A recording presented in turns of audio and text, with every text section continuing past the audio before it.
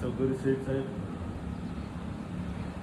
आणि उपस्थित माझ्या सर्व शेतकरी बांधवांनी, कैलास राणा शिवचंद्र मोळी फणींद्र माथा मुकुटध्वज कारुण्य सिंधू बौद्धक हारी आणि तुझवीण शंभो मजगोन तारी अशा या पवित्र जागेमध्ये आपण तुमच्याशी संवाद साधण्यासाठी आलेलो आणि ज्या भागात जातो त्या ठिकाणी चालत असताना आमच्या सर्वांचा एकच विचार असतो की आम्ही बोलण्यापेक्षा तुम्ही जर बोललं तर इथले जे प्रश्न आहेत ते जास्ती प्रमाणामध्ये आपल्याला कळतील आणि त्याच्यावरती आम्हाला काहीतरी अभ्यास करता येईल आणि एक कायद्याची बाजू हातात घेऊन आम्हाला तो लढा उभा करता येईल.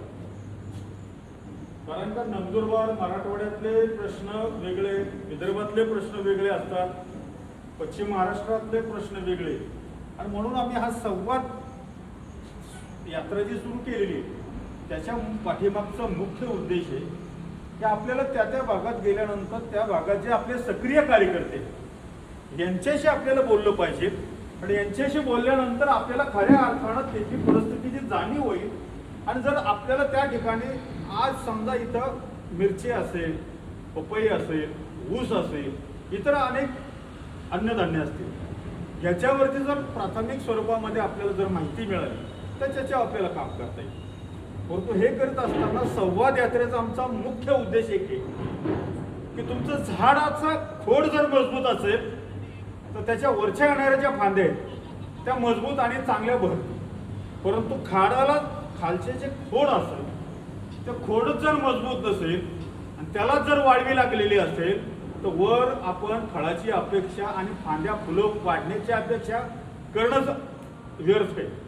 आणि म्हणून या ठिकाणी महाराष्ट्रामध्ये गावोगाव तालुक्यामध्ये स्वाभिमानी शेतकरी संघटनेची कुठंतरी जी तत्व प्रणाली आहे, शेतकऱ्यांच्या विषयीचा जो अन्याय होतोय, जो न्याय मिळत नाही, ज्याच्यासाठी लढावं लागतं.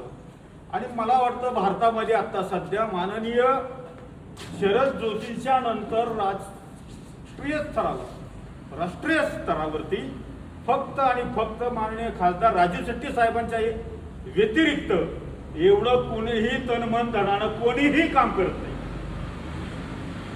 तर जातीवंत जो शेतकरी आहे ना, तो शेतकरीच या प्रश्नांकडे लक्ष देत आहे. म्हणून आम्हाला आपल्याला एक विनंती करायची, माननीय राजू शेट्टी साहेबांनी येत्या काही दिवसामध्ये राज्याची कार्यकारिणी केली. आपल्या भागातील जे काही सगळे पदाधिकारी असतील, जे तनमन धनाने पदाधिकारी जरी नसतील पण शेतकऱ्यांच्यासाठी आपल्या लढ्यामध्ये येत आहेत, आपल्या लढ्याला ताकद देते आहेत, आपल्या प्रत्येक विचाराला पुढं नेण्यासाठी आपल्याला सपोर्ट करतात, अशा सर्व लोकांना घेऊन आपण जर एक 10-12 गाड्या घेऊन तिथं आलात तर एक घनश्याम भाऊची एक ताकद दिसेल, या जिल्ह्याची ताकद दिसेल. आणि साहेबांच्या बरोबर ज्यावेळेस तुम्ही 1 to 1 बात करसाल त्यावेळेस इथले स्थानिक जे प्रश्न आहेत हे प्रश्न मांडण्यासाठी तुम्हाला त्या ठिकाणी अनेक चांगला वेळ भेटेल.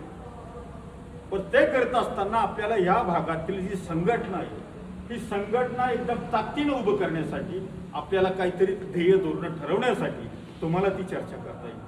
घनश्याम भाऊच्या बरोबर तुम्ही सगळे ताकदीने काम करतायत याचा आम्हाला खूप आनंद आहे.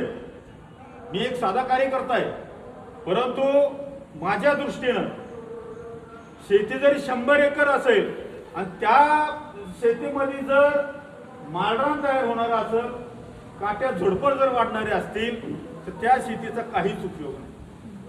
जर आपल्या भागामध्ये पाणी मुबलक आहे, सर्व गोष्टीची उपलब्ध आहे, तर आपल्याला शेती मात्र जपली पाहिजे. कारण का पुढील भविष्यामध्ये असा कुठलाही कारखाना नाही, असला कुठलाही उद्योगपती नाही की तो जमीन तयार करतो. म्हणून एक लक्षात ठेवलं पाहिजे आपण, वावर आहे तर पावर आहे, वावर आहे तर पावर आहे, नाही तर येणारा दिवस भविष्यातले हे खूप खराब आहे. आणि जर आपण ह्याच्याकडे लक्ष दिलं तर येणाऱ्या काळामध्ये कुठलाही उद्योगपती एका दाण्याचे 1000 दाणे करत नाही आणि तो फक्त शेतकरीच करीत असतो. आणि म्हणून साठी येणारे दिवस ह्या बळीराजाचे असणार आहेत हे सुद्धा लक्षात तुम्ही ठेवावं. परंतु जोपर्यंत आम्ही शेतकरी एकत्र येत नाही, संघटित होत नाही, तोपर्यंत आम्ही काहीही करणार, आम्ही काही करू शकत. इलेक्शन आल्यानंतर प्रत्येक राजकीय पक्ष आपला उपयोग करून घेतो. प्रत्येक आमदार, खासदार, पंचायत समिती असो, जिल्हा परिषद, ही लोक आपल्याला आपल्या शेतकऱ्यांचा वापर करून घेतात. आम्ही मात्र आमचे प्रश्न सोडवण्यासाठी त्यांच्याकडे गेल्यानंतर त्यांच्याकडे उत्तर नसतात, त्यांच्याकडे वेळ नसतो. मग विचार करा, आपल्याला वेळ कोण देतंय, आपल्यासाठी झटतंय कोण, आपल्यासाठी लगे आपल्या प्रश्नाला कोण वाचा फोडतोय, याच्याकडे आपण लक्ष दिलं पाहिजे. आणि मला वाटतं या ठिकाणी जर घनश्याम भाऊ जर चौधरी चांगलं काम करीत असतील, नथुभाऊ असतील, पाटील असतील, अंतिम मंडळी असतील, जर तुम्ही जर चांगल्या मनाने जर काम करत असाल, ह्या 4 डोक्याचे आपल्याला 400 डोके उभी राहिली पाहिजे, पदाधिकारी म्हणून, संघटना म्हणून. आणि म्हणून साठी येणाऱ्या काळामध्ये माननीय राजू शेट्टी साहेबांनी जी कार्यपद्धती आहे त्याच्यामध्ये चांगल्या पद्धतीचं डेव्हलपमेंट करण्यासाठी, संघटना मजबूत करण्यासाठी ज्या कार्यकारिणीची आखणी केलेली, त्या कार्यकारिणीमध्ये आपण सर्वांनी ताकदीने यावं आणि त्या दिवशीचा जो कार्यक्रम होणार आहे त्या दिवसामध्ये आपण चांगलं ते ज्ञान घेऊन जावं, संघटित व्हावं आणि आपण एक चांगलं काम करून आपल्या शेतकऱ्यांना, समाजाला आपण एक चांगला व्यासपीठ तयार देऊ, एक चांगला न्याय देऊ, एवढंच मी आपल्याला सांगतो. तुम्ही 2 शब्द माझे ऐकले. मी एक साधा कार्यकर्ता आहे, परंतु राजू शेट्टी साहेबांच्या विचाराने, त्यांच्या ध्येय धोरणाला मी माझ्या हृदयाशी बाळगलेलं आहे आणि त्याच पद्धतीनं मी हे काम करतोय. वास्तविक पाहता भगवंताच्या कृपेने, हे बोलणं पण चुकीचं आहे, ते भगवंताच्या कृपेने, आईवडिलाच्या आशीर्वादाने मी खूप सुखवस्तू आहे. तसं पाहिलं तर माझा कुठलाही एक कांद्याचा ऊस नाही, कुठलं एक पोत्याचं गहू धान्याचं, बाजरीचं काही विषय नाही. शेतीमध्ये आहे, सगळं काय आहे. परंतु शेतकऱ्याविषयीची जी आत्मीयता आहे, जे माझ्या वडिलांनी शेतीमध्ये काम केलंय, घाम गाळलाय, त्याची मला जाणीव आहे. माझ्या वडिलांनी घाम गाळले म्हणून मी आज सुखात आहे. परंतु मला एका गोष्टीची जाणीव आहे की माझ्या आईवडिलांनी जे दुःख, जे शेतीसाठी कष्ट भोगल्या आणि कष्ट करून आम्हाला जे मोठं केले, तर त्याच्यामध्ये मला जर या गोष्टीची त्यांनी जर सुखाचे दिवस दिले असते, तर मी माझ्या शेतकऱ्यांच्यासाठी त्यांनी जी मला छोटीशी ताकद दिलेली, काम करण्याची संधी दिलेली, ती मी करण्यासाठी आपल्यापर्यंत या ठिकाणी पोहोचलेलो आहे.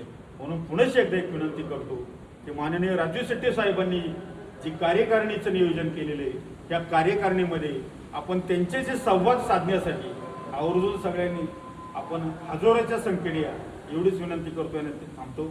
धन्यवाद.